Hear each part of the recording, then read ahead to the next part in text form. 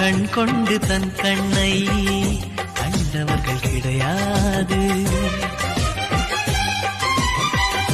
என் கண்ணை காணுகிறே இமை ரெண்டும் அசையாது. கண் கொண்டு தன் கண்ணை கண்டவர்கள் கிடையாது. என் கண்ணை காணுகிறே இமை ரெண்டும் அசையாது. குயில் இசை கேட்டவள் இன்று குயில் முகம் பார்க்கிறாள். குயில் தொட்ட பாடலின் முழு உருவத்தை பார்க்கிறாள். தேடும் முன்பே வந்த பொருள் வாழ்வில் நிலைப்பதில்லை. தேடி தேடி கண்ட பொருள் எளிதில் தொலைவதில்லை.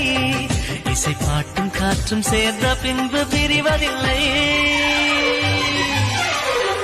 இசை பாட